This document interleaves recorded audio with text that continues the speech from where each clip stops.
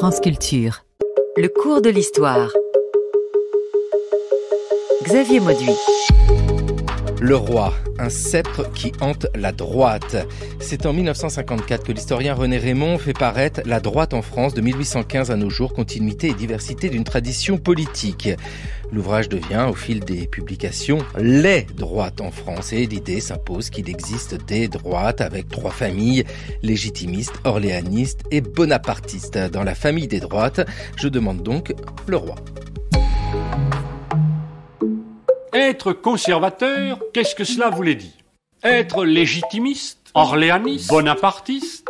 On va pas avoir peur, on va parler d'immigration, on va parler de chômage, on va parler de dénatalité, de prénatalité, si vous voulez. Notre action est essentiellement une action insurrectionnelle. Nous répondons à la République par la violence. Ni droite, ni gauche, monarchie populaire. Nous vivons dans un régime qui emprunte à la monarchie ce qu'elle a de positif, et qu'au fond c'est une monarchie républicaine. Parce que ce qui compte, c'est le moment où les gens se rendent compte que l'organisation de l'Assemblée, c'est une droite et une gauche. Y a-t-il oui ou non plusieurs droites?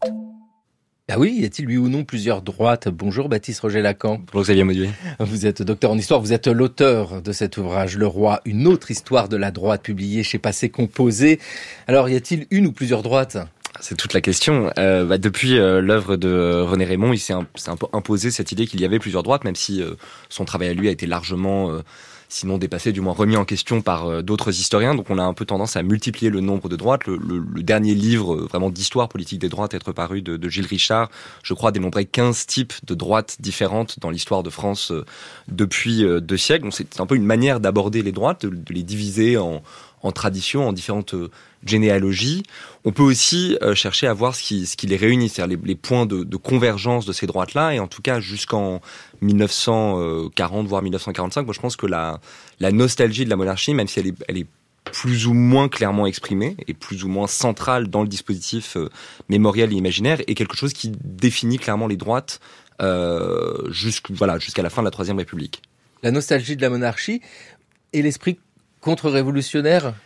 En fait, presque plus que la nostalgie de la monarchie, ou ce qui vient sous-tendre cette nostalgie, c'est évidemment une culture, un imaginaire, une imagerie contre-révolutionnaire, encore plus d'ailleurs peut-être que des doctrines contre-révolutionnaires sur lesquelles on s'attarde parce qu'elles sont passionnantes, qu'elles offrent une alternative, une sorte de réponse très articulée et très argumentée au discours des Lumières et à celui de la Révolution. La réalité, c'est que ces doctrines de la contre-révolution, elles ont eu une audience relativement limitée. Joseph de Maistre, c'est peu de lecteurs au 19e, au 20e siècle, alors que pour le coup, les images, tout ce qui relève de l'imaginaire, de l'iconographie, des textes dont la diffusion est très large, contribuent à mon avis à ancrer, à enraciner une forme de détestation, de rejet de la Révolution française qui, à mon avis, vient sous-tendre ce qui progressivement se constitue comme la droite au cours du 19e siècle et dans la première moitié du 20e siècle. Baptiste Roger-Lacan, c'est parti avec vous, donc avec les fils que vous avez là entre les mains pour essayer de comprendre l'histoire de ces droites, et je l'utilise au pluriel avec ce moment révolutionnaire parce qu'il faut rappeler sans doute l'étymologie ou l'origine même de cette notion de droite et de gauche. C'est de la géographie, c'est assez étonnant, ça nous conduit à la Révolution. Eh bien, ça nous conduit à la Révolution, au tout début même de la Révolution, au 11 septembre 1789, c'est la date consacrée pour la naissance de cette opposition où à l'Assemblée, à la très jeune Assemblée constituante, on vote sur la question du veto royal, avec une question qui est de savoir si le veto doit être total ou suspensif. Donc est-ce qu'on doit pouvoir limiter dans le temps la durée du veto qui serait accordé à Louis XVI? Et donc pour voter, on demande aux députés de l'Assemblée constituante de se répartir des deux côtés de la salle, qui à ce moment-là est encore à Versailles. Et une majorité de députés se déplace vers la gauche, et donc c'est le veto suspensif qui l'emporte, qui limite le pouvoir de l'exécutif aux yeux des un peu plus de 300 députés qui choisissent le côté droit.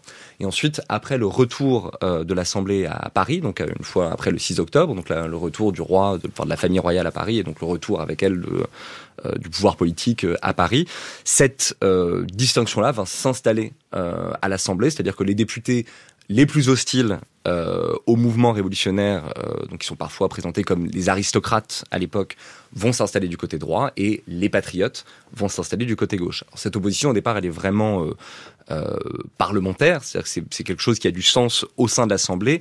Dans la rue, à Paris, à Marseille, à Lyon, sous la Révolution, sous l'Empire, on ne se définit pas vraiment comme étant de droite et de gauche. On utilise souvent les termes de patriote, de monarchien, d'aristocrate, etc. Et la distinction va s'imposer progressivement, surtout à la Restauration, en fait, où là, vraiment, l'idée d'une opposition entre la droite et la gauche s'installe et devient pérenne dans notre vie politique. Pour évoquer les origines de ces notions de droite et de gauche, Marcel Gauchet. Quand, le 28 août 1789, les députés effectivement se rangent à droite et gauche, ça n'est pas du tout une nouveauté. On sait, par l'observation de la constituante à ce moment-là, qui se déroule dans un grand désordre, n'oublions pas qu'à cette date, il y a encore des membres du public qui siègent parmi les députés. Donc c'est dire qu'on n'est pas dans une assemblée encore très régulièrement organisée. Mais néanmoins déjà, il existe une gauche. Parce que le véritable acte de naissance, il est là. Le véritable acte de naissance, c'est dans le fait que se déclare une gauche. L'extrémité du côté gauche, à la vérité, qui s'organise d'emblée, dès avant peut-être même la réunion des ordres. Et au fond, cette gauche renvoie à droite des gens qui, spontanément, dans les tout premiers temps de l'Assemblée, siégeaient n'importe où. Et petit à petit, on voit apparaître la chose. Parce que ce qui compte, c'est le moment où les gens se rendent compte que l'organisation de l'Assemblée, c'est une droite et une gauche. Et ça, on le sait à peu près, c'est octobre 1789, où on commence à décrire le spectacle de l'Assemblée comme séparant un côté droit et un côté gauche. Parce que pendant toute la Révolution, on ne parle pas de la droite et de la gauche, on parle du côté droit et du côté gauche. Marcel Gauchet, historien, philosophe, sociologue sur France Culture en 1996. Baptiste Roger-Lacan, intéressant de s'arrêter sur ce moment révolutionnaire parce que ça montre combien le contexte est essentiel pour comprendre cette notion de droite et de gauche. À l'été 1789, par exemple, aucun sens de dire à droite ils sont royalistes et à gauche ils ne seraient pas royalistes. On est encore dans un monde où la plupart sont royalistes. Où le roi est une figure incontestable, en fait. Ça, on sait que l'idée qu'on pourrait se passer du roi émerge très doucement à partir de 1790 et surtout de 1791. En fait, la tentative avortée de fuite du roi, qu'on appelle improprement la fuite à Varennes, l'objectif n'était pas Varennes, c'est là où il est arrêté, est vraiment le moment où l'idée de la République commence à cristalliser au sein d'une partie de l'opinion de gauche. Avant ça, Robespierre est royaliste, est favorable. En tout cas, n'imagine pas un monde dans lequel la France ne serait pas une monarchie. L'idée, c'est comment est-ce qu'on donne une constitution à cette monarchie, comment on régule et on règle les pouvoirs du roi par rapport aux autres pouvoirs qui sont en train d'émerger. Et donc, dans ce contexte-là, c'est plutôt des questions très techniques, en fait, comme la question du veto, qui donne lieu à des débats extrêmement longs à l'Assemblée sur la question, justement, de pouvoir. Mais il y a la question du veto, il y a la question de la dissolution. Il y a plein de questions comme ça qui sont soulevées sur la réalité des pouvoirs qui peuvent être concédés à l'exécutif. Et en général, on voit que ce qui va progressivement émerger comme le clivage droite-gauche dans la Révolution revient en fait à la question de la limitation ou non du pouvoir de l'exécutif. Plus on est à droite, moins on est favorable à la limitation de l'exécutif, voire moins on est favorable à la remise en question de la monarchie traditionnelle en fait. Donc ça c'est évidemment tous ceux qui partent en immigration, mais même les membres les plus actifs parmi ce qu'on appelle les députés noirs à l'Assemblée qui pour la plupart émigrent entre 1790 et 1791. Et puis ensuite, plus on est à gauche, plus on est favorable à ce que le pouvoir du roi soit limité. Jusqu'à ce que, par exemple, quelque chose comme le veto soit limité dans le temps. C'est-à-dire qu'en fait, le roi conserve un pouvoir qui est extrêmement circonscrit par rapport au pouvoir législatif qui est en train d'émerger. Ouais, le veto, c'est pareil, c'est pouvoir dire non à n'importe quelle loi, dissoudre aussi, c'est un pouvoir absolument considérable.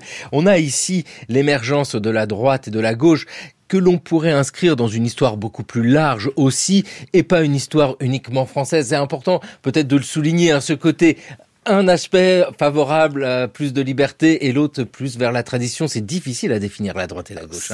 Très complexe, c'est une histoire à la fois plus large et plus longue aussi. C'est-à-dire que là, j'écoutais Marcel Gauchet qui m'a d'ailleurs corrigé sur une question de date, puisque moi j'avais le 11 septembre, il avait le 28 août pour la naissance de la droite et de la gauche. Mais lui marque vraiment pour lui la date de naissance clairement de la droite et de la gauche, c'est la Révolution. En réalité, en tout cas, il semblait dire que la droite naissait en réaction pendant la Révolution. C'était un peu ça, l'implicite de ce qu'il disait.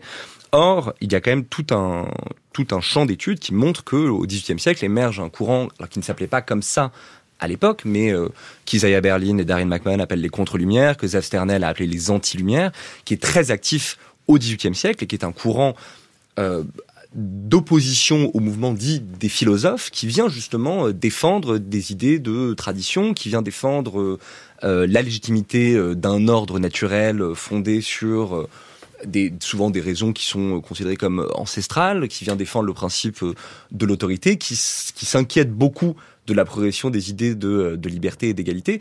Ce courant-là, il est actif dès la première moitié du XVIIIe siècle. Et certains des auteurs marquants de ce courant peuvent être considérés comme des précurseurs de la contre-révolution. Donc il y a déjà cette antériorité de ces discours qui aurait peut-être cristallisé différemment s'il n'y avait pas eu la Révolution française. Évidemment, la Révolution française est un catalyseur, c'est un accélérateur pour ces idées. Ça fait réémerger des auteurs qui étaient complètement secondaires. Ça donne aussi une audience à des auteurs qui appartenaient à ce mouvement des contre-lumières, qui étaient un peu des plumitifs médiocres et qui tout d'un coup, dans la réorganisation des forces intellectuelles autour du soutien ou de l'opposition à la Révolution, vont tout d'un coup gagner en importance. C'est typiquement le cas de l'abbé Baruel, qui est un opposant aux Lumières dans les années 1780, mais qui, avec la Révolution française, tout d'un coup trouve une scène à sa mesure et peut dresser le plus grand récit conspirationniste sur la Révolution française. Et donc, il y a évidemment ça. Et puis, il y a une idée dans le temps, quand même, dans l'espace, qui se crée aussi. C'est-à-dire que les oppositions entre des forces plutôt libérales et plutôt conservatrices, elles existent déjà dans certains systèmes politiques. En Grande-Bretagne, évidemment. Alors, aux États-Unis, c'est plus compliqué cette période-là, mais la lutte des colonies a été réinterprétée quand même selon cette grille de lecture en France et en Grande-Bretagne. Donc, on voit bien que le cas français est évidemment clé, c'est un vrai tournant, ne serait-ce que parce que ces deux notions de droite et gauche en ressortent, mais je pense qu'on aurait tort de se limiter effectivement uniquement au cas français, ou alors uniquement à cette petite année cette grande année 1789, mais qui n'est pas le seul tournant. En évoquant cette antériorité, ces discours contre les Lumières, Baptiste Roger-Lacan, vous nous donnez en fait une définition de la droite, parce que j'ai noté la tradition, l'ordre naturel, l'autorité, je rajoute la hiérarchie, vous avez mis le conservatisme. Bon, voilà, on a ces éléments-là, parce que cette étude que vous donnez, Le Roi, une autre histoire de la droite, c'est une histoire dans le temps long, la durée, et cette histoire-là a besoin de ces différents liens. Donc, on peut le prendre ça pour essayer de définir ce qu'est la droite, le respect de la tradition, l'autorité, etc. Je pense que c'est un point de départ. Ensuite, la droite, elle évolue, elle finit par intégrer des notions nouvelles. La liberté finit par devenir, dans la droite française, un enjeu. C'est pas, toutes les droites françaises ne se revendiquent pas de la liberté, mais ça finit par devenir quand même une notion dont qu'elle sait s'approprier. Quand on regarde le cas britannique, on voit que c'est presque concomitant avec la naissance de la contre-révolution britannique, puisque le père de la contre-révolution en Grande-Bretagne, une des grandes figures tutélaires du conservatisme moderne en Grande-Bretagne et dans le monde, c'est Edmund Burke, qui lui s'attaque à la révolution au nom de la liberté, justement, qui considère que ce que fait la révolution en 1789 et au tout début de l'année 1790, c'est-à-dire en gros abolir les libertés réelles au nom d'une liberté formelle, géométrique, revient en réalité à assassiner la liberté et à mettre en place une tyrannie qui est bien pire que celle que les révolutionnaires cherchent à remplacer. Donc on voit que cette question de la liberté, elle est présente dans une certaine tendance de la contre-révolution très tôt. Elle s'installe progressivement au XIXe siècle pour une partie des droites françaises, même si c'est vrai que quand on considère les légitimistes notamment, qui sont le courant de droite le plus proche de la doctrine contre-révolutionnaire, celui qui reprend le plus complètement la contre-révolution, on voit que la liberté n'est pas vraiment une idée qu'ils défendent. Les libertés, en revanche, l'idée des libertés traditionnelles, des libertés provinciales, des libertés qui existaient sous l'Ancien Régime, est pour le coup une cause qu'ils ne cessent de défendre tout au long du XIXe siècle, et qu'ils opposent justement à cette idée absolue de la liberté, cette notion écrasante que défendrait la gauche. Le roi, un sceptre qui hante la droite, Le Roi, une autre histoire de la droite, ça c'est le titre de votre ouvrage, Baptiste Roger-Lacan, avec ce moment durant la Révolution française où, bien entendu, nous allons trouver une référence pour toute la droite qui suit. Vous n'avez qu'à m'exécuter comme je suis là. Je crains la chose impossible.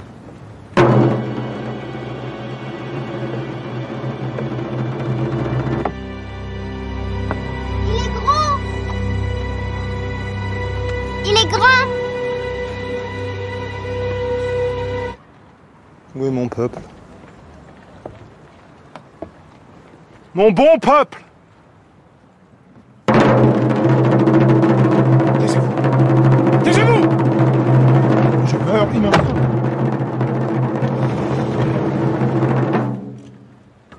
Bourreau! Ne tremble pas! L'univers te regarde!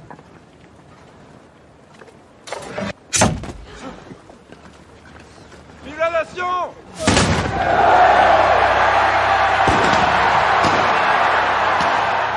Un peuple et son roi, c'est le film de Pierre Scholler en 2018 avec Laurent Lafitte dans le rôle du roi. L'extrait a été un peu raccourci lui aussi.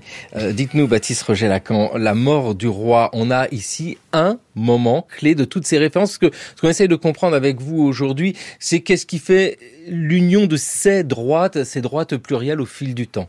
Mais ce qui est sûr, c'est que cette mort du roi, elle a fini par être constituée comme un tournant. En réalité, quand on regarde en janvier 1793, alors évidemment, à Paris, c'est un événement. On voit qu'en Provence, c'est inégalement un événement. Le pays est en grande tension, le pays est en guerre depuis un peu moins d'un an.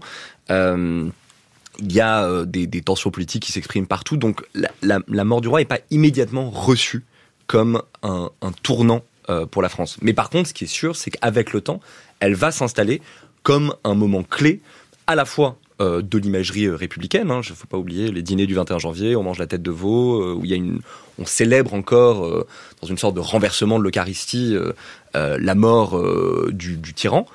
Et puis la mort de ce symbole, en fait. C'est-à-dire que Louis XVI n'est presque qu'un prétexte pour commémorer l'effondrement de la monarchie. Et puis, à droite, ça devient un véritable tournant pour deux raisons. D'une part, évidemment, parce que si on est royaliste, c'est un sacrilège.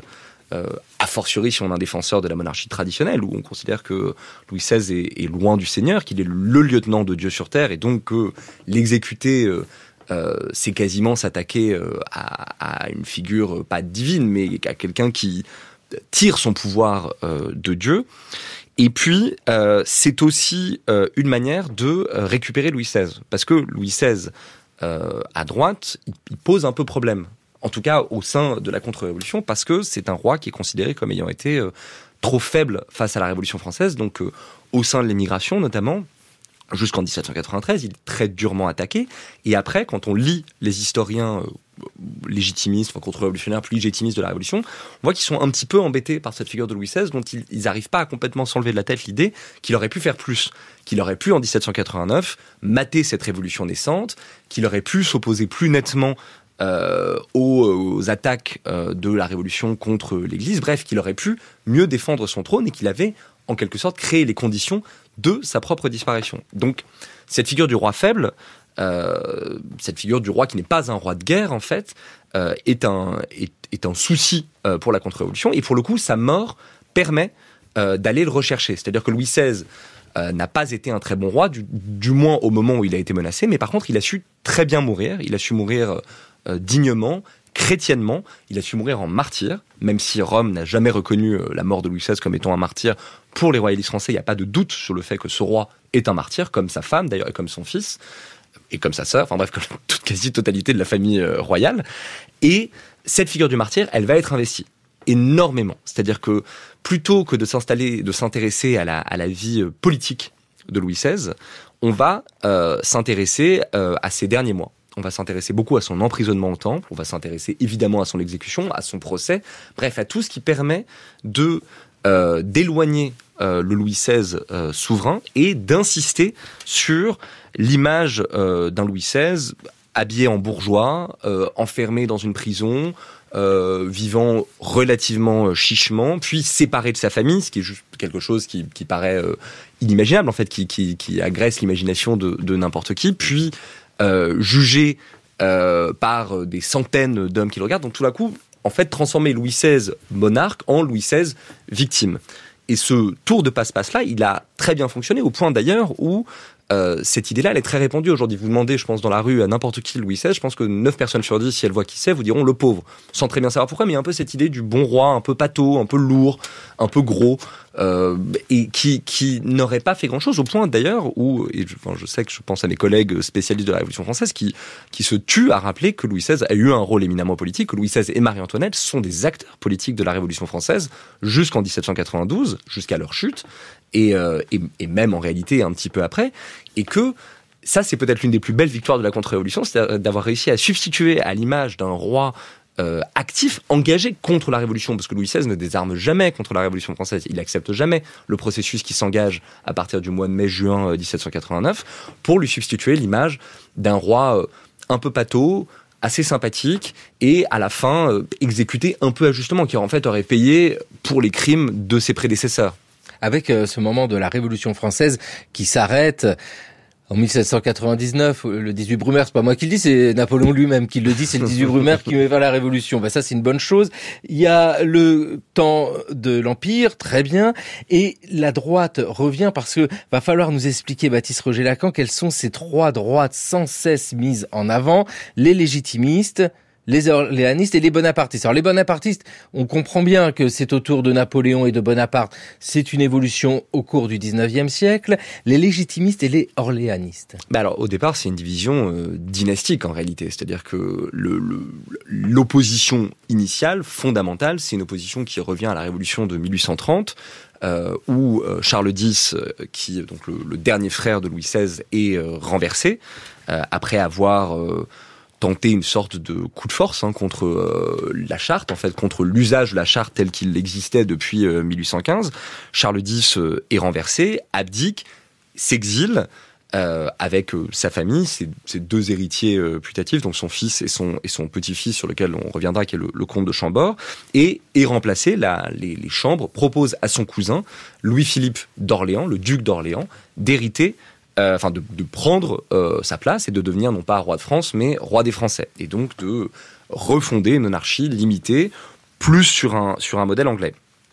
Alors au départ, l'opposition entre les orléanistes et légitimistes, c'est une opposition dynastique, c'est-à-dire qu'on se rend compte que y a des gens qui choisissent de soutenir la branche aînée, d'autres la branche cadette, et que ces gens peuvent se ventiler selon des raisons politiques, c'est-à-dire qu'on se rend compte que la majorité des soutiens de la branche aînée sont des défenseurs de la monarchie traditionnelle, sont des défenseurs d'une monarchie qui, après la Restauration, se rapprocherait le plus possible du modèle d'avant 1789, donc favorable à un pouvoir monarchique fort, favorable à un renforcement du pouvoir de l'Église dans la société, favorable à la restauration justement des ordres naturels et traditionnels dont on parlait. Et puis, ceux qui soutiendraient la branche des Orléans seraient plus libéraux, favorables à une monarchie un peu plus limité, sur le modèle anglais, dans lequel un parlement existerait face à la couronne. Alors un parlement élu par une petite minorité des Français, un parlement élu au suffrage censitaire. Les orléanistes ne sont pas des grands amis du peuple, en tout cas du peuple qui s'exprimerait en politique. Mais on se rend compte qu'il y a des figures qui vont... des gens plutôt libéraux qui vont soutenir Charles X. C'est par exemple le cas de quelqu'un comme... Royer-Collard, qui fait partie avec Guizot d'un mouvement qui en 1815 on appelle les doctrinaires, qui sont plutôt favorables à une lecture relativement parlementaire de la charte, qui est un mouvement qui va être très actif au début de la Restauration, qui va un peu se fondre dans le libéralisme. En fait, Guizot devient une figure fondamentale de l'orléanisme. Royer-Collard soutient la branche aînée. Donc on voit qu'il y a comme ça des trajectoires qui au départ sont politiques et dynastiques. Donc il y a vraiment cette opposition-là qui va progressivement se cristalliser au fur et à mesure du 19e siècle. On va voir s'affirmer effectivement autour du légitimisme l'idée d'une défense de la monarchie traditionnelle et autour de Louis-Philippe puis de ses héritiers l'idée de défendre une monarchie libérale, limitée, plutôt plus favorable par ailleurs aux intérêts d'affaires, plutôt assez favorable en fait au mouvement qu'on appelle la révolution industrielle, mais en fait cette énorme émergence du capitalisme industriel et financier qui se produit au XIXe siècle, là où par exemple les légitimistes défendent une vision plus rurale, plus agrarienne aussi de la société, centrée à nouveau sur ces solidarités et ces hiérarchies traditionnelles. Le modèle que défend le légitimisme, c'est en fait la répercussion à tous les étages de la structure hiérarchique de la monarchie, mais où le roi n'est pas seulement vécu comme un chef, c'est aussi un père, c'est aussi quelqu'un qui vient prendre soin de ces sujets, et ça on le retrouve à tous les niveaux. On le retrouve au niveau de la seigneurie, où le seigneur local évidemment demande beaucoup à ses paysans, mais est aussi celui qui prend soin d'eux, et puis au niveau familial, où le père se voit investi d'un rôle qui est similaire. Donc il y a cette idée de toujours restaurer ces hiérarchies, ces solidarités, ces traditions face à un courant orléaniste, pour le dire très simplement, plus libéral. Mais une fois de plus, on voit aussi qu'il y a dans ces choix, cette manière dont, en tout cas au sein des élites légitimistes et orléanistes, on se détermine, des rationalités, qui qui sont aussi de rationalité familiale. C'est-à-dire que parfois on est orléaniste parce qu'on avait un père qui était orléaniste et que ce père s'est déterminé en 1830 pour des raisons qui n'étaient pas exclusivement politiques, parce qu'il y a aussi des choix qui sont des choix de fidélité, qui est une notion qui est centrale, notamment dans la pensée légitimiste, la fidélité à la monarchie, la fidélité au roi, et donc qui font que parfois on se détermine alors même que on a des opinions qui devraient plutôt nous amener dans un autre camp. Avec ces légitimistes, donc ceux qui soutiennent la branche aînée des Bourbons, ces orléanistes qui sont du côté de la famille d'Orléans. Nous avons, on peut le dire, la droite. Alors, une droite un peu plus dure que l'autre. Mais existe-t-il au milieu du 19e siècle des gens de droite qui ne soutiennent pas la monarchie? C'est possible, ça? C'est envisageable? Non, honnêtement, je suis en train de réfléchir. Vous me posez une question, j'y avais jamais pensé comme ça, mais je ne crois pas. C'est pas envisageable. Avant l'échec du comte de Chambord, avant la mort du comte de Chambord, en réalité, ça n'est pas réellement envisageable. C'est vraiment la Troisième République qui vient tout d'un coup dissocier la question de la Restauration de la question de l'orientation politique à droite. Ce qui ne veut pas dire que les gens qui, en acceptant le principe de la République, en acceptent tous les principes et en acceptent les origines révolutionnaires, mais ça veut dire qu'ils conçoivent qu'il n'est plus vraiment possible, plus vraiment imaginable de restaurer la monarchie. Oui, on fait le point en 1848. Le point en 1848 avec Maurice Duverger. Prenons les partis conservateurs en 1848. Dans ce milieu du 19e siècle où l'on voit à peu près se former les grandes tendances de l'opinion politique. Être conservateur, qu'est-ce que cela voulait dire? Cela voulait dire ou bien être légitimiste, c'est-à-dire partisan de la monarchie de Charles X chassé par la Révolution de 1830. Cela pouvait vouloir dire aussi être orléaniste, c'est-à-dire partisan de la monarchie de Louis-Philippe chassé par la Révolution de 1848 et installé par la Révolution de 1830. Cela pouvait dire aussi être bonapartiste, c'est-à-dire partisan de cette étrange dynastie nouvelle fondée par Napoléon Ier en 1804 et qu'allait essayer de restaurer quelques années plus tard Napoléon III.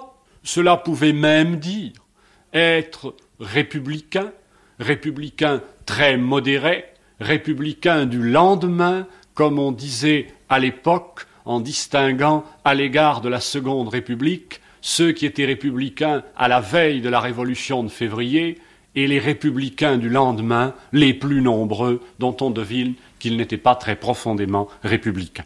Maurice Duverger, spécialiste du droit constitutionnel, qui, dans l'heure de culture française en 1962, réfléchissait. Alors, 1848, c'est un moment intéressant. 1848, le roi Louis-Philippe est renversé, c'est la fin de la monarchie de Juillet, la République est proclamée. Et alors là, on a nos différentes voix pour la droite, les légitimistes, les orléanistes, pourquoi pas les bonapartistes. Et puis, il commence quand même à évoquer l'idée que parmi les républicains, bon, il y a plusieurs familles aussi, et peut-être que certaines peuvent déjà s'approcher de la droite. C'est qu'il y a cette notion en fait qui va émerger à partir du mois de mai-juin 48 de ce qu'on appelait le parti de l'ordre, c'est-à-dire que toutes ces tendances mettent de côté leur querelle dynastique et la question en fait un peu impossible de la restauration puisqu'il n'y a pas assez de chacun de ces groupes pour amener une restauration. Et d'ailleurs, celui qui finira par réussir à restaurer un régime monarchique, Louis-Napoléon Bonaparte, le fait avec l'assentiment silencieux d'une partie des autres, des gens issus d'autres droites qui acceptent temporairement en tout cas ce régime, et ce parti de l'ordre va s'unir contre la crainte qu'il a de voir cette révolution de février 1848 prendre le même chemin que celle de 1789, notamment au moment des journées de juin 1848 où le peuple de Paris se soulève après la fermeture des ateliers nationaux et où ce soulèvement est réprimé dans le sang. C'est vraiment un massacre qui est seulement comparable en fait à la Commune au XIXe siècle. Et là, on voit effectivement s'affirmer un modèle de république extrêmement bourgeoise, extrêmement conservatrice, où progressivement d'ailleurs le suffrage va être réduit. C'est d'ailleurs l'un des arguments de Louis-Napoléon Bonaparte pendant son coup d'État en 1851, c'est qu'il dissout la Chambre, mais qu'il restaure le suffrage universel masculin. Et donc effectivement, là on pourrait voir l'émergence d'une première forme de droite qui serait déconnectée de la question du régime. Il n'empêche, comme le disait Duverger, on voit bien que les intentions dynastiques sont jamais loin. Tous ces gens arrivent quand même avec une histoire et avec encore un horizon qui est celui de la Restauration, ne serait-ce que parce que la précédente Restauration n'est pas si loin, elle a eu lieu 33 ans plus tôt. Donc c'est encore quelque chose qu'on peut imaginer, en fait, des monarchies qui tombent et qui sont restaurées, il y en a partout en Europe à ce moment-là. Donc l'idée de temporiser, de faire une alliance qui est en fait fondée sur des intérêts qui sont beaucoup des intérêts économiques en fait, et sur la peur de la grande révolution, sur cette angoisse qui traverse quand même toutes les droites au XIXe siècle, c'est l'idée que 1793 puisse ressurgir, permet de maintenir une sorte de statu quo et donc de faire évoluer la République, de subvertir la République et d'en faire en fait un régime extrêmement conservateur. J'aurais quand même du mal à voir dans ce moment-là la naissance du conservatisme républicain qui, pour moi, est vraiment quelque chose qui se produit à partir du moment où l'horizon de la Restauration est définitivement dépassé et où le camp républicain, et qui est par ailleurs rendu possible à partir du moment où la République étant vraiment stabilisée, la famille républicaine, si je puis dire, peut se diviser, en fait, commencer à s'organiser en différents groupes. En gros, un groupe centriste qui va donner ce qu'on appelle les opportunistes, qui est un terme impropre pour désigner cette nébuleuse qui va stabiliser la Troisième République dans les premiers temps. Un groupe radical qui, notamment dans sa généalogie, est celui qui revendique peut-être le plus explicitement la mémoire de la Révolution française et son héritage juridique, social, etc. Et puis, les républicains socialistes qui commencent à émerger dans les années 1880. Mais c'est sûr que ce moment de 1848, ça me fait corriger un peu ce que je disais plus tôt, c'est vrai qu'il y a un moment de légère déconnexion, il y a un peu de jeu entre la question de la restauration dynastique et la question de l'orientation politique. Mais bon, une fois de plus, cette expérience, elle dure pas longtemps, puisque en 1851, tout s'arrête. Voilà, le coup d'État de Louis-Napoléon Bonaparte. Un an plus tard, c'est la proclamation de l'Empire, le Second Empire, qui se termine en 1870 par une défaite extérieure face à la Prusse, qui devient l'Allemagne. Baptiste Roger Lacan, nous sommes au début de la Troisième République désormais. Nous retrouvons quand même toujours ces familles politiques. Bon, les bonapartistes, alors, comme il y a eu la défaite, ils ont peut-être un peu moins la cote, mais on a toujours ces légitimistes et ces orléanistes. D'ailleurs, c'est quoi toujours les tiraillements ici? Vous nous avez évoqué le comte de Chambord du côté des légitimistes. Alors, on a donc d'abord une chambre qui est historiquement monarchiste, en fait, puisque dans le siège de la défaite de 1871, il y a des élections qui ont lieu en mars, en février, et donc l'Assemblée se réunit en mars 1871, et sur les 640 à peu près députés qui sont élus, on a un bloc de 400 députés légitimistes et orléanistes. Il y a un petit peu plus d'orléanistes que légitimistes, mais la majorité est de manière écrasante monarchiste, avec une assemblée qui a une double mission. La première, c'est de faire la paix avec l'Allemagne, d'effectivement rédiger cette paix, d'en déterminer les accords. Et puis la deuxième, c'est de déterminer le régime. Et là, va se poser une question qui va être fondamentale pendant les 3 premières années de ce régime qui ne dit pas encore vraiment son nom. C'est la question de savoir si ces forces monarchistes qui, depuis presque 40 ans, s'opposent, vont être capables de s'unir, de faire ce qu'on appelle la fusion et de réussir à mettre en place la restauration. Et en fait, à 2 reprises, il semblerait qu'on y est presque. Une première fois à la fin du printemps, au début de l'été 1871, parce qu'il s'est passé quelque chose en fait qui a accéléré le rapprochement entre les deux branches. C'est la Commune de Paris qui a terrorisé les droites, les notables, enfin les droites, leur soutien, donc évidemment les notables, mais aussi leurs soutiens ruraux, etc. Et qui a fait craindre en fait un retour de la Révolution française à nouveau. Et donc, un peu comme en 1848, la peur de la Révolution fait que on se parle et on cherche à avancer. Et il y a un deuxième facteur qui est que le comte de Chambord, à ce moment-là, est donc le petit-fils de Charles X, l'héritier légitimiste pour le prétendant légitimiste au trône, n'a pas d'enfant et n'a plus vraiment de chance d'en avoir. Donc, son héritier, quoi qu'il arrive, c'est son cousin, le comte de Paris, qui est le petit-fils de Louis-Philippe. Donc, la fusion dynastique, elle est, pour les orléanistes, rendue d'autant plus possible qu'en un sens, ils savent que, quoi qu'il arrive, la couronne leur reviendra après la mort du comte de Chambord. Ça ne veut pas dire par ailleurs qu'il n'y a pas d'énormes difficultés à aplanir d'un point de vue politique, puisque légitimisme et orléanisme, même s'il y a certaines figures du légitimisme libéral qui, sur certaines questions institutionnelles, se rapprochent des orléanistes, sont en fait très éloignés sur beaucoup de questions. Sur la question du suffrage universel, par exemple, la majorité des légitimistes y sont favorables. Les orléanistes y sont hostiles. Ils sont pour un suffrage censitaire, considèrent que l'expression du vote au suffrage universel, l'expression de la souveraineté populaire au suffrage universel est extrêmement dangereuse, que le peuple, en gros, ne sait pas très bien ce qu'il fait, et donc il vaut mieux restreindre les décisions aux gens qui ont l'argent et le temps de se consacrer aux affaires publiques. Sur la question, évidemment, du rôle de l'Église, le camp légitimiste est beaucoup plus favorable, d'abord à un alignement de la politique française sur les intérêts de la papauté, là où les orléanistes sont favorables à un rôle social de l'Église, mais plus limité.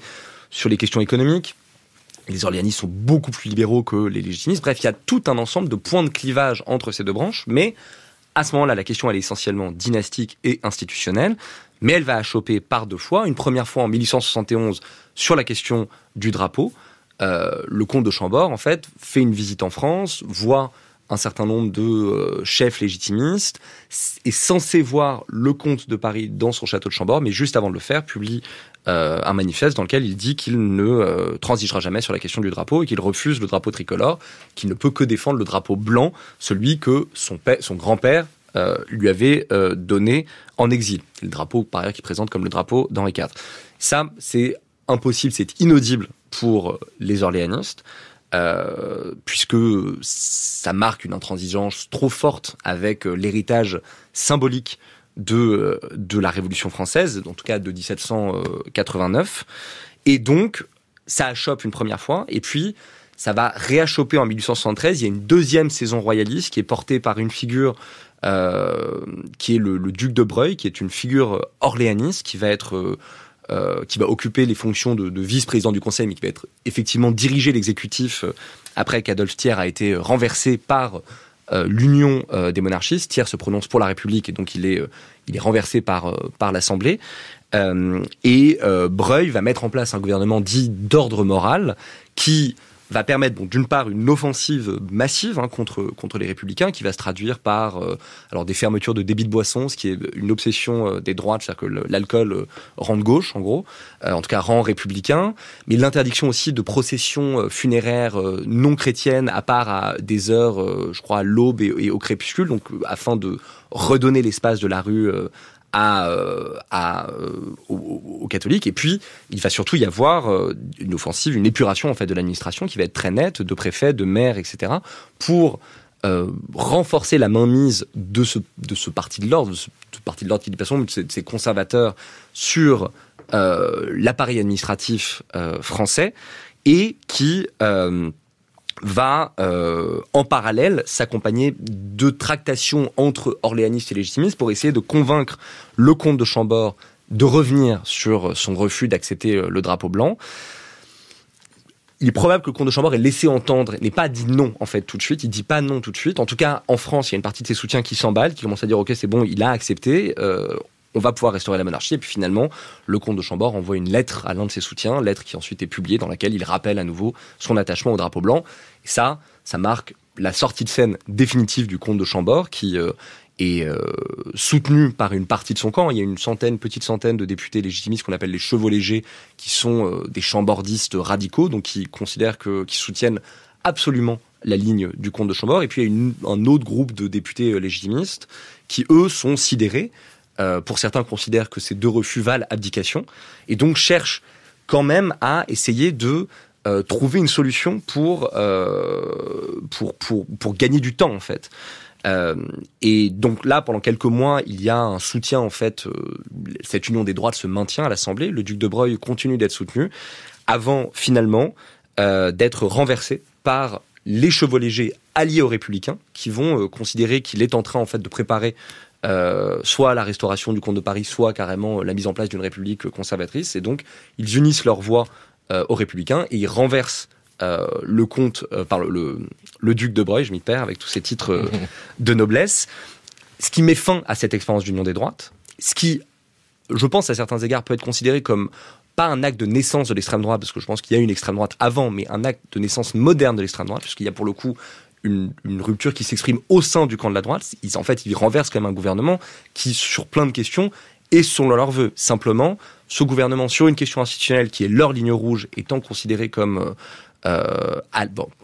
puisqu'ils considèrent qu'il va dans la mauvaise direction, en fait, ils choisissent de le renverser et donc de faire le jeu, de s'allier à la gauche et à l'extrême gauche pour renverser ce gouvernement-là. Je pense que ça, c'est un vrai tournant dans la vie politique. C'est aussi un vrai tournant puisque ça accélère le renversement de tendance et en fait la montée en puissance du camp républicain qui, face aux dangers que posent les monarchistes, vont réussir à s'allier et progressivement réussir à établir un régime et surtout à conquérir des institutions et à progressivement marginaliser ces monarchistes. Voilà, les monarchistes sont marginalisés, ils font toujours partie de cette droite, mais désormais, Baptiste Roger-Lacan, vous l'avez utilisé comme expression, beaucoup plus proche de l'extrême droite, et leur objectif à eux, c'est tout simplement de renverser la République. Vive les camelots du roi, ma mère, vive les camelots du roi. Ce sont des gens qui se foutent des lois. Vive les camelots du roi, et l'on s'en fout. À bas la République, et l'on s'en fout.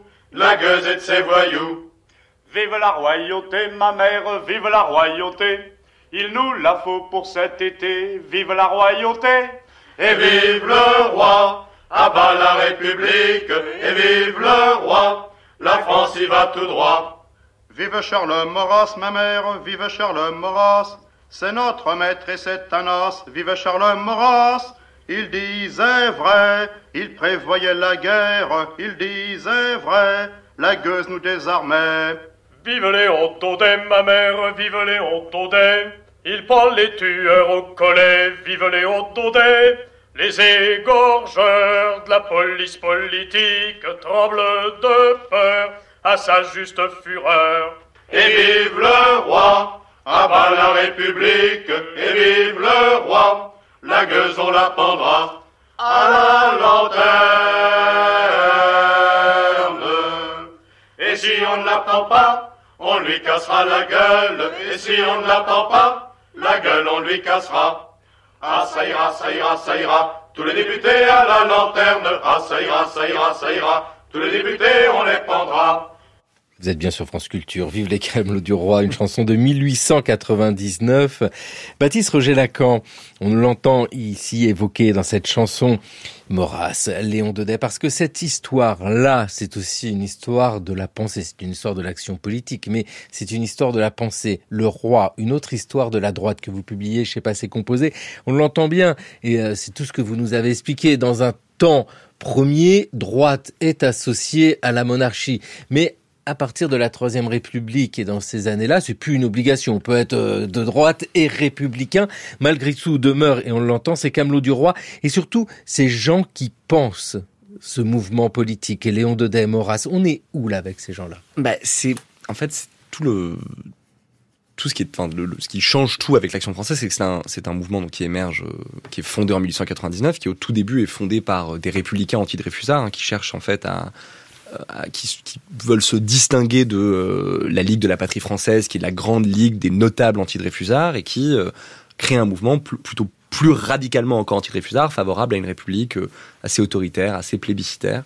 Je ne veux pas m'avancer, je crois, sur l'émission de demain, mais nourri notamment par l'expérience du boulangisme.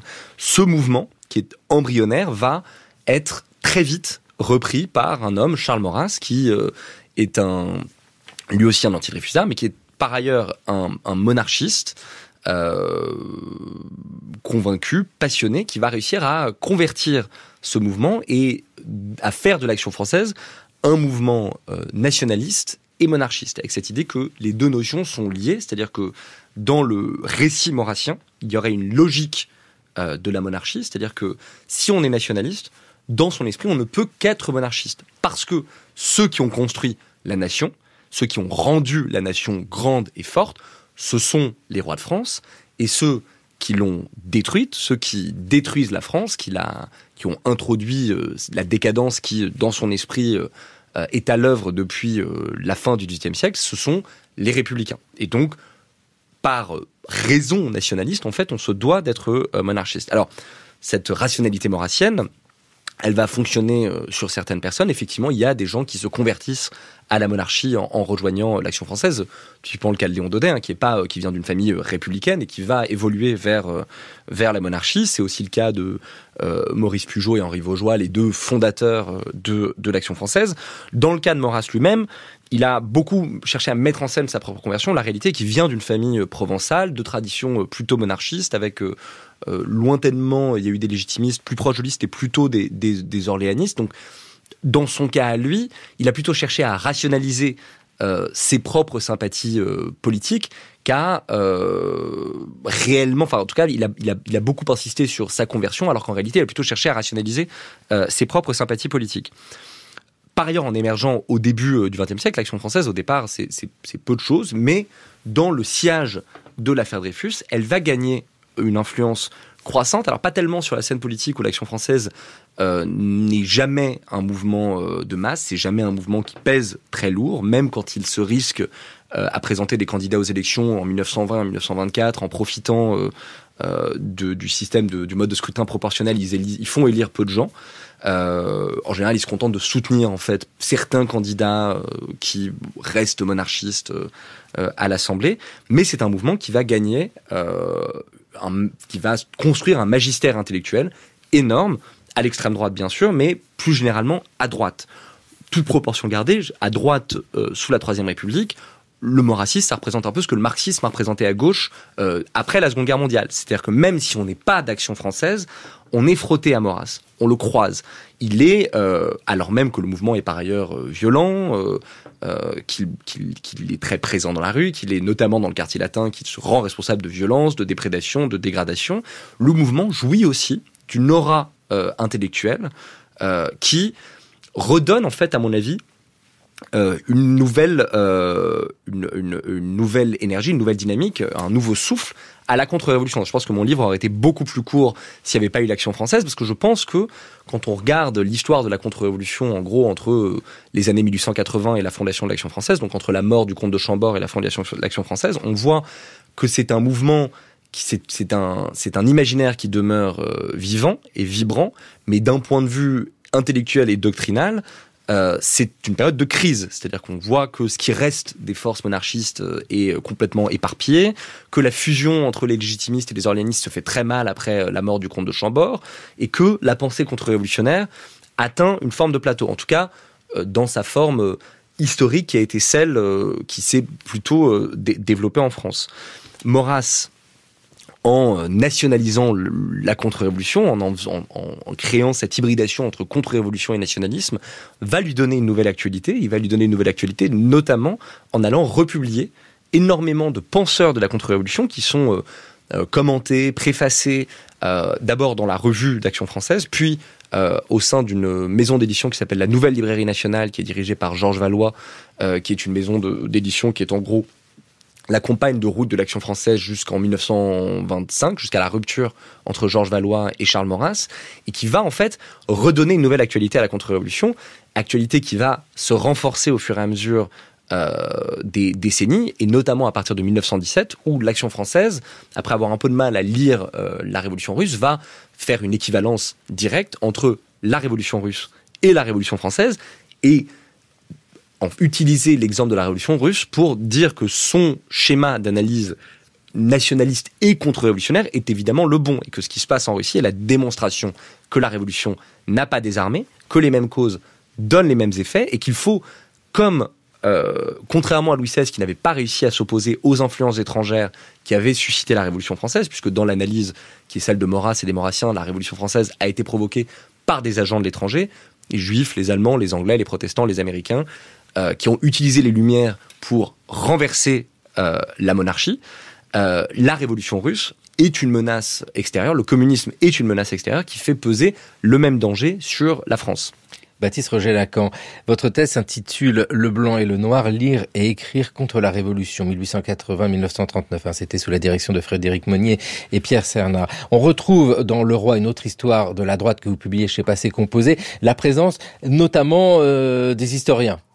Et ça, écrire l'histoire de la Révolution, au XXe siècle encore. Ça nous explique cette histoire de la droite. On a vraiment tout un courant, dire contre-révolutionnaire. Bien sûr, parce qu'on a appelé ce qu'on appelle souvent l'histoire capétienne ou l'historiographie capétienne, c'est le nom que lui avait donné un historien qui s'appelle René Grousset, qui désigne l'ensemble de ces historiens membres ou proches de l'Action française qui, dans les années 1920 et les années 1930, vont être publiés au sein d'une collection qui s'appelle les Grandes Études historiques, qui est une collection qui est accueillie par la maison Fayard.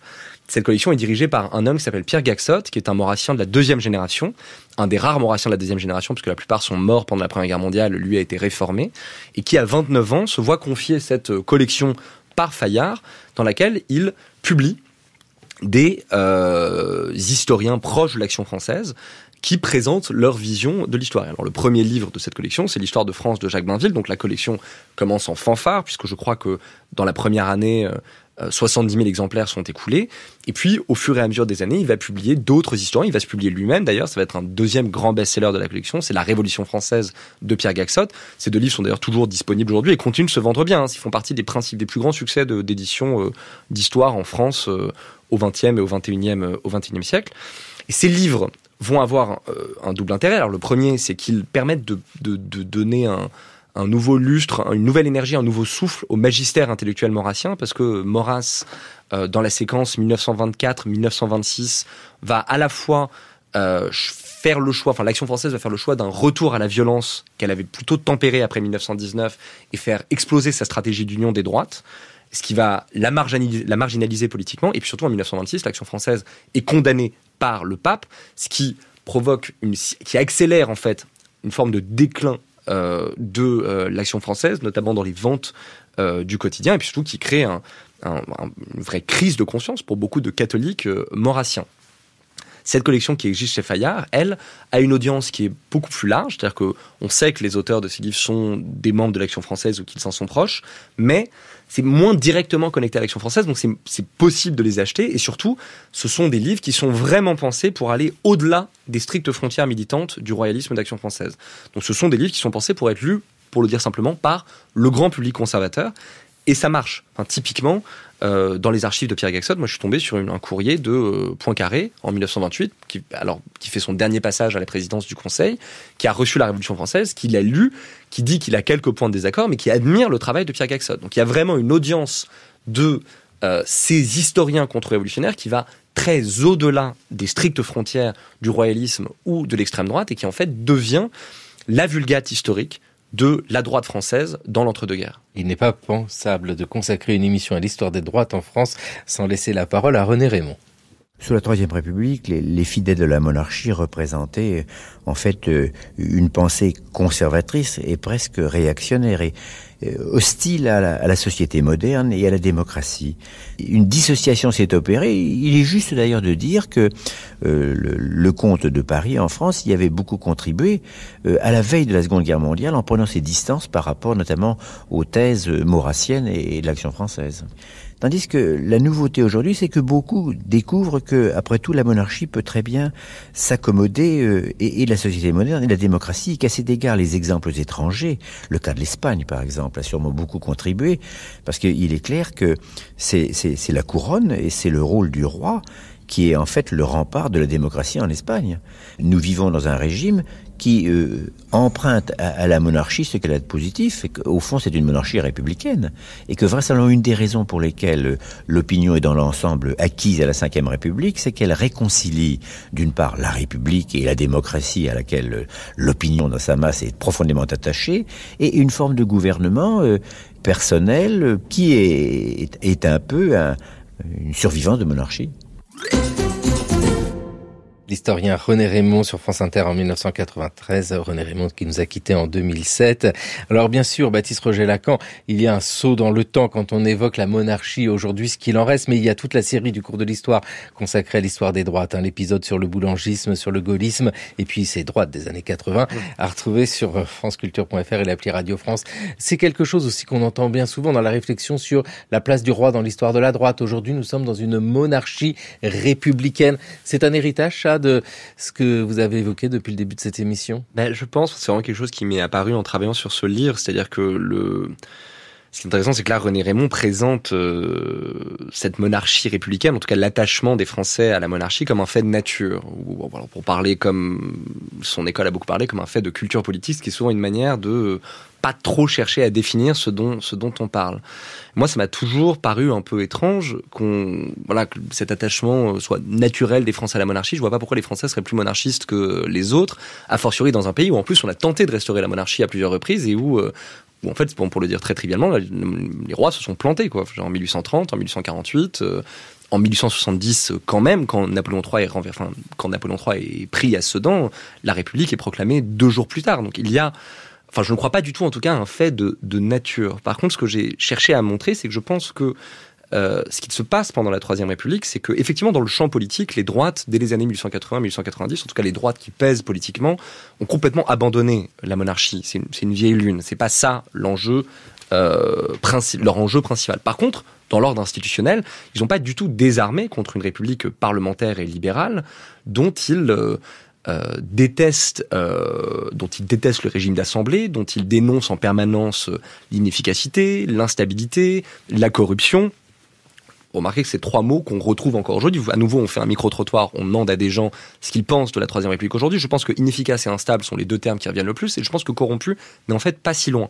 Donc ces idées ont imprimé très fort, elles ont, je pense, contribué à la légende noire de la Troisième République. Donc ça, c'est dans le champ politique. Mais ensuite, ce que j'ai cherché à montrer, c'est que dans le champ culturel, dans le champ intellectuel, et au-delà des stricts cercles de notabilité élitaire, où on pourrait continuer à entretenir une mémoire comme ça de la monarchie, mais en fait, au sein notamment du peuple catholique, au sein aussi du lectorat très parfois large, en tout cas de certains aspects de l'action française, on voit qu'il y a la volonté de faire persister une nostalgie de la monarchie sous la Troisième République, qui est utilisée comme un régime qu'on vient présenter en opposition à la République, et particulièrement à cette forme de République-là.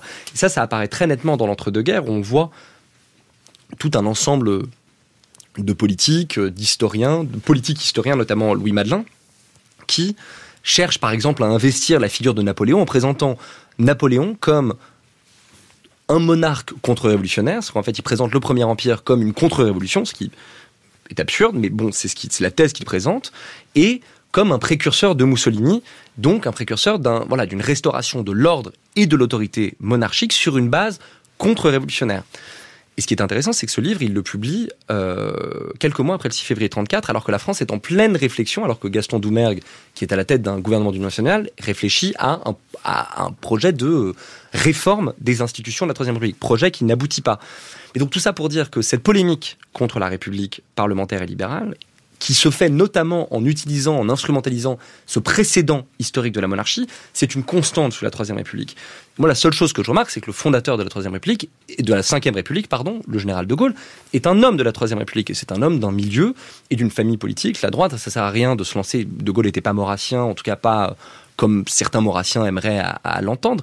Mais de Gaulle a été, pendant presque 50 ans de sa vie, exposé à cette culture-là, et donc je pense que, pour le coup, on trouve là l'un des linéaments, à mon avis, de ce régime. Mais c'est pas un fait de nature, c'est quelque chose qui a été construit, animé par les droites pendant presque 80 ans sous la Troisième République. Le Roi, une autre histoire de la droite, publiée chez Passé Composé, Baptiste Roger-Lacan. Merci vivement d'être venu dans le cours de l'histoire, nous apporter tous ces éléments de compréhension sur cette histoire de la droite et des droites, parce que quand même, on entend bien que c'est une histoire complexe. Merci vivement à vous. Merci Xavier Maudieu. Prochain épisode dans le cours de l'histoire sur France Culture, le boulangisme. Oui, le boulangisme. Une droite pas trop cuite, s'il vous plaît. Vous faites combien de fournées par jour, madame Lesage? 3, des fois 4. Et la première, à quelle heure? À 2h du matin que je me lève. Il faut travailler le pain. C'est pas en dormant qu'on fait du pain. C'était le cours de l'histoire sur France Culture, une émission réalisée par Thomas Beau, avec aujourd'hui à la technique Marie-Claire Oumabadi. Émission préparée par Jeanne Delecroix, Jeanne Copper, Raphaël Laloum, Maël Vincent Randonnier et Maïwen Guizou. Merci à l'INA, l'Institut National de l'Audiovisuel, pour les archives. Le cours de l'histoire est à écouter, à podcaster cette émission et toutes les précédentes sur franceculture.fr et sur l'appli Radio France.